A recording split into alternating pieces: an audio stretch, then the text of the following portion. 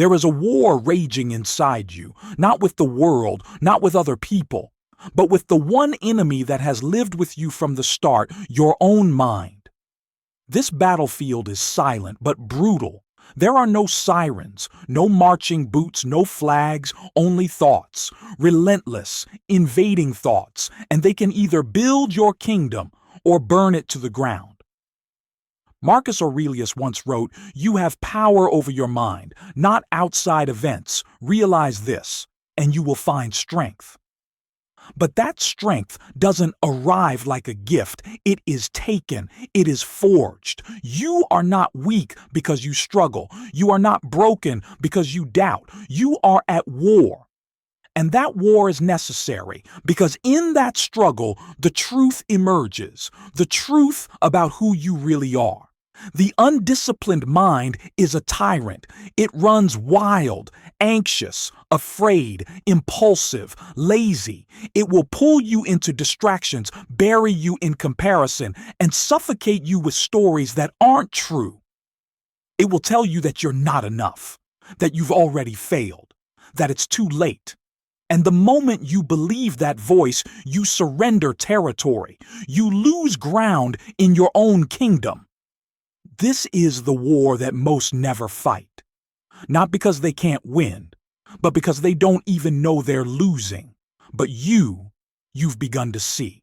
And once you see, you can never unsee. The battle begins in the morning. Before your feet hit the floor, the enemy is speaking. Stay in bed. There's time. You're tired. You deserve rest. What's the point? And you either submit or you rise. That first act of rising, it matters. It is the first sword swing of the day, the first reclaiming of your mind. Because once you choose action over excuse, you've already won the first hour. And the man who wins the first hour begins to own the day. But the war doesn't end there. Your mind will test you again in the mirror. Look at you. Still not enough. And you either agree with it or you defy it. You speak truth back. I may not be there yet, but I'm building. I'm showing up, and I won't stop.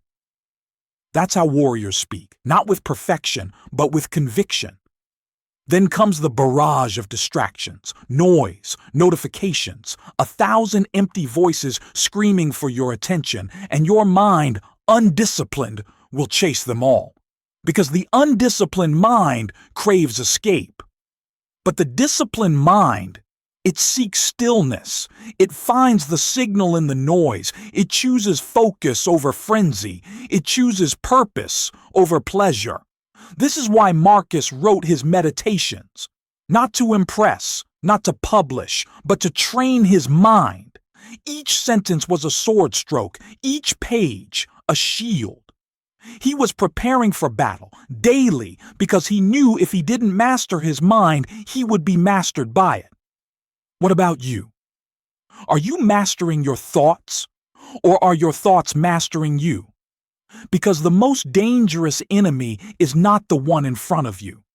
It's the one behind your eyes. The one that knows your weaknesses, your fears, your pain, and uses them as weapons. But here's the truth. That enemy is not your fate. It is your training partner. It exists to sharpen you, to expose what's unguarded, to reveal where you've been lying to yourself. It is not there to defeat you. It is there to reveal you, but only if you fight back, only if you stop being passive with your thoughts, only if you stop consuming and start commanding. Command your morning, command your mind, command your life. Don't speak as the victim, speak as the victor, not because everything is easy, but because you've decided that nothing will own you again, not fear, not failure, not shame, not doubt, not the opinion of strangers, not the story that says you're not enough. You are not your thoughts. You are the commander of them. So take your throne, plant your flag, declare the ground between your ears sacred, and defend it. The mind is a battlefield, and every day you wake up, you're walking onto it, naked or armored, ready or reckless, victorious or already defeated by the lies you let live. Your power begins the moment you decide to stop being merciful with weakness, to stop making deals with fear, to stop giving attention to every thought that enters your head. Some thoughts deserve to die. You don't owe them your energy. You owe yourself freedom. And freedom begins with mastery. The battlefield will not be kind. It will not let you coast. It will test your focus, your patience, your peace. But it is in that pressure that the great ones rise. They don't avoid the war. They enter it, eyes open, mind still, heart on fire, because they know what stands in the way becomes the way. And there is no greater enemy than the chaos you allow in your own mind. You've been told the enemy is out there. Competition, economy, rejection. But that's only surface level thinking. The true enemy is inside. It always was. Because until you conquer that, no victory out there will ever feel like peace in here. This is why so many people succeed and still feel empty. Why some gain fame, fortune, attention, and still crumble. Because they won out there, but lost the war within. And make no mistake, the inner war does not care about your status, your followers, your resume. It only recognizes one currency: discipline. Discipline is the sword, presence is the shield, and purpose, that's your compass. Without those three, you are a man walking into battle without armor, and you wonder why you fall. You must begin training the way the Stoics trained, not in comfort, but in clarity. They didn't look for easier lives, they sought stronger minds. Marcus Aurelius led armies, buried children, endured betrayal, governed an empire. But still, every morning, he returned to one truth. The soul becomes dyed with the color of its thoughts. So what color is yours? Is your soul stained with fear, with excuses, with envy and weakness and noise? Or is it painted with resolve, with strength, with stillness that cannot be stolen by the world? You think meditation is soft, it's war, to sit with your own chaos, to tame it, to name it, to command your inner world like a king taking back his castle. You think journaling is for philosophers and poets. It's a weapon. To see your thoughts on paper is to disarm their power. To name the demon is to weaken it. To observe the lie is to begin the break from it. Every time you write, you sharpen the sword of self-awareness. Every time you reflect, you armor your mind. Because nothing is more dangerous than a man who knows himself. Not the version fed to him by others, but the truth. The raw, unpolished, powerful truth beneath the surface noise. And the only way to find that man is to go through the battlefield of your own mind. You must suffer the discomfort of breaking your own illusions. You must face the patterns that keep sabotaging your growth. You must be ruthless with the parts of you that want to stay asleep, and that's not easy, but it is essential. Because if you don't fight for your own mind, someone else will own it. The world will sell you narratives. They'll feed you fear for profit. They'll distract you with nonsense, then sell you antidotes to the sickness they created. You must opt out. You must reclaim sovereignty over the most valuable real estate you will ever possess, your focus. You think your time is valuable? Your attention is more. What you focus on, you feed. What you repeat, you become.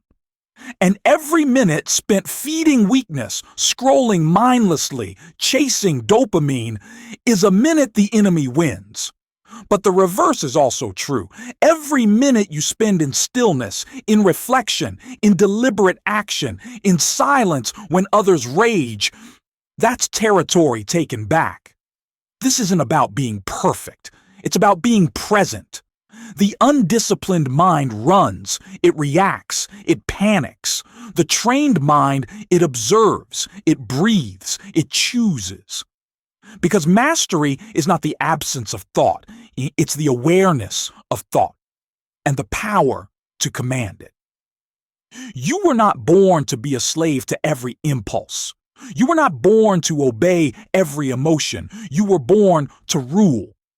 But first, you must conquer. The Stoics knew this, that the real battlefield is not the Senate or the street. It's the space between the ears. That's where empires are built. That's where greatness is forged. That's where destiny is decided.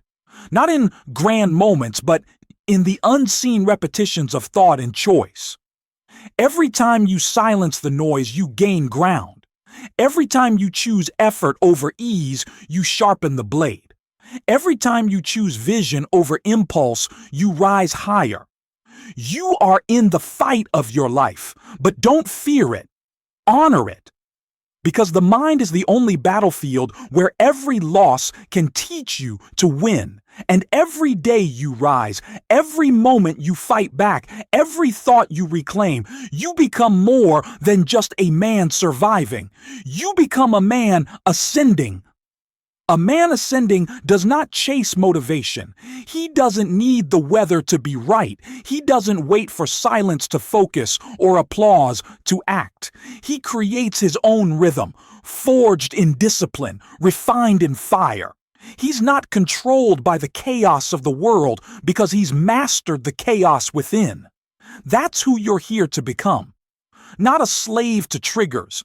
Not a reactor to circumstance, but a calculated force, deliberate in thought, relentless in action, still in soul. This world will test your mind endlessly. People will provoke you. News will shake you. Temptation will try to drag you away from your mission. But when your mind is trained, you don't flinch. You don't fold. You focus. You respond, not react. You observe, not absorb.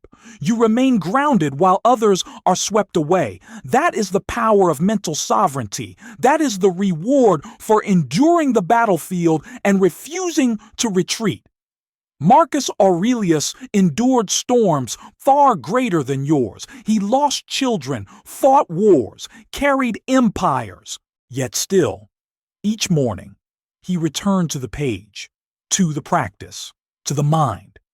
He didn't rise through ease. He rose through examination, through a brutal commitment to reality. As it is, not as he wished it to be. That's where clarity is found. When you stop negotiating with fantasy and begin building with truth. The truth that most people will never do the work. The truth that most will live by reaction, dying without ever knowing the strength they carried inside. But not you. You are not most people. You feel this war for a reason, because deep inside you is a call, not to ease, but to excellence. And excellence is not a moment. It's a mindset. It is built in the choices no one sees, the battles no one applauds, the thoughts you master when no one is watching. You don't win your mind once, you win it daily, with rituals, with presence, with purpose. Every breath is an opportunity to return to command, to choose what enters your mental fortress, to guard it like your life depends on it, because it does. What thought do you need to evict today? What story has lived rent-free in your mind, draining your strength, stealing your focus? It's time to evict it. No warning, no negotiation, just action. Burn the script that says you're not ready. Cut off the voice that says you're not enough. Starve the distractions until they die, and feed the focus until it roars. Because this is war. And in war, there are no neutral days. You are either advancing or retreating. And even when you're tired, even when doubt creeps in, even when you feel like you've made no progress at all, you keep showing up, because that's what warriors do. They sharpen the sword even when the battle feels far. They reinforce the walls before the storm arrives. They prepare, not out of fear, but out of respect. Respect for the mind, respect for the mission, respect for the man they are becoming. So understand this. If your mind is the battlefield, then your thoughts are the army, and you are the general. What kind of army have you built? An army of fear, doubt, hesitation, or an army of courage, clarity, and control? You get to decide. But make no mistake, every decision matters, because a mind left unchecked becomes a prison. But a mind trained with intention becomes a kingdom, and you were not born for bondage. You were born to rule. So rise, take back the crown, reclaim the throne between your ears, and let the world feel the power of a man who has mastered his mind. The man who owns his inner world can never be conquered by the outer one. You don't need to be loud to be powerful. You don't need chaos to prove strength. The most dangerous man in the room is the one who doesn't flinch, because he's already fought the hardest battles in silence. He's buried fear. He's starved doubt. He's faced every ugly part of himself and kept standing. That's you, or it can be. If you're willing to stop running, if you're ready to stop living by default and start living by design, your life doesn't shift when the world gets easier. It shifts when you get stronger, and strength doesn't arrive. It is built, tested, burned into bone, by effort, by repetition, by choice. Every moment you delay, your enemy grows. Every time you give in to distraction, your fire dims. But every time you choose discipline, every time you choose presence, every time you silence the lie and choose the truth, you reclaim yourself. You don't need a new identity. You need to remember who you really are. Underneath the noise, beneath the doubt, beneath the layers of excuses you've worn like armor.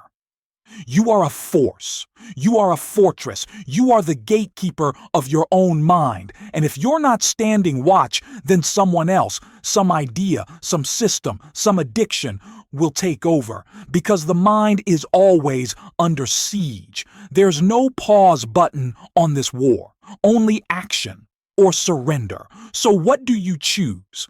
Do you choose to live like a captive, controlled by urges, emotions, and old narratives? Or do you rise as a sovereign, calm, clear, commanding? No one can answer that for you. You must decide, and you must decide every day, because the man who wins his mind wins his mornings, and the man who wins his mornings wins his focus, and the man who owns his focus owns his future. Marcus Aurelius didn't have social media, but he had distractions. He had chaos. He had betrayal, grief, war, pressure. Yet his mind stayed intact. Why?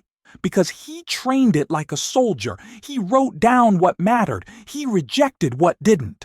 And he built a fortress, not around him, within him. You must do the same.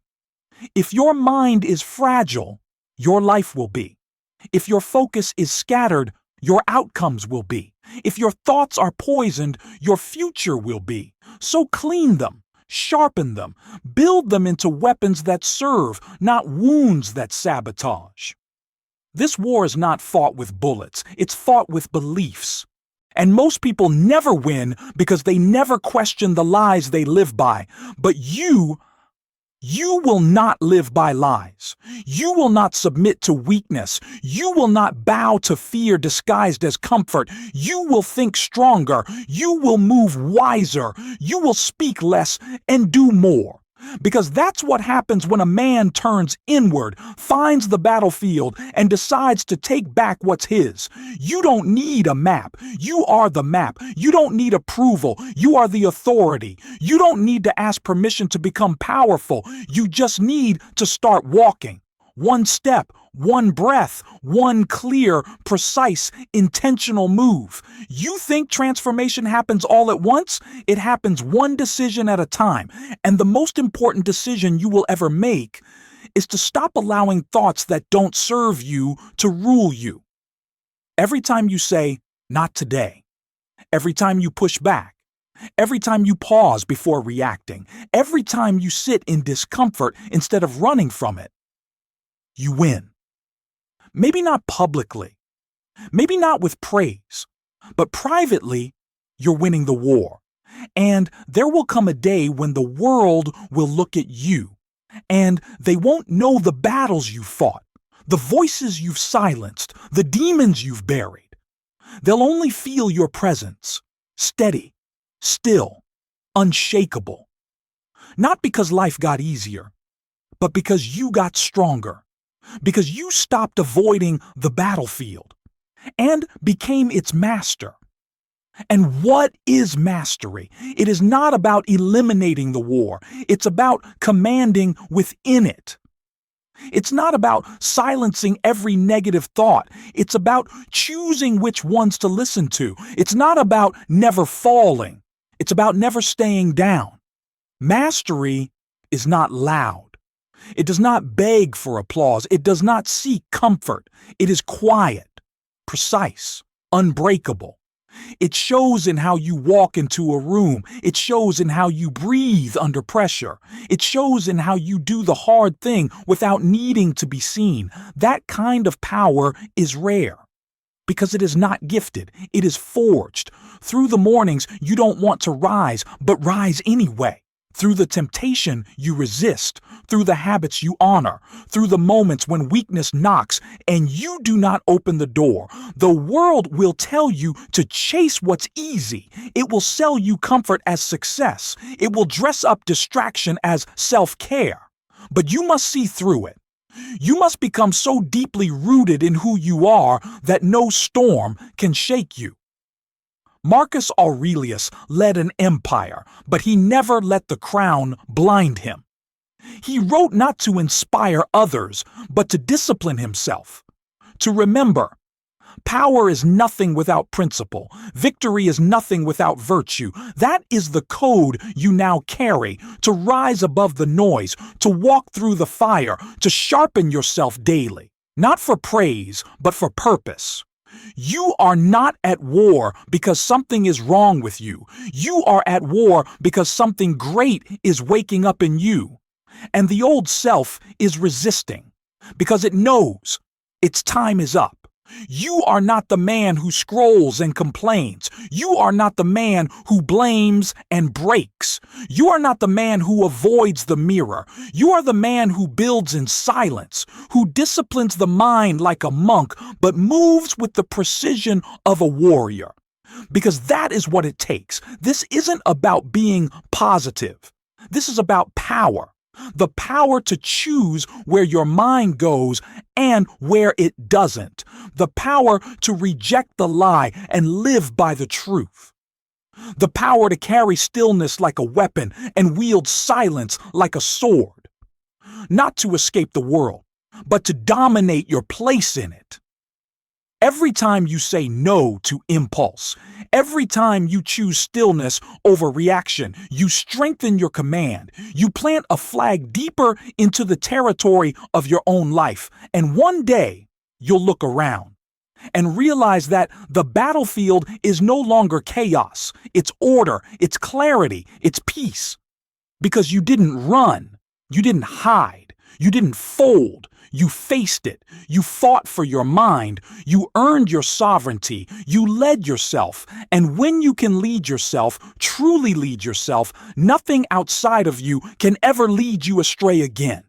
This is who you are now, not a product of the world, but a force moving through it, guided by reason, fueled by vision, armored in discipline, unmoved by chaos. This is not the end of the war. This is the beginning of your reign. Because when you command the battlefield of the mind, you don't just survive the world, you shape it. And when you become that man, the man with silence in his eyes and purpose in his spine, you don't need to shout. You just walk, and the world makes way.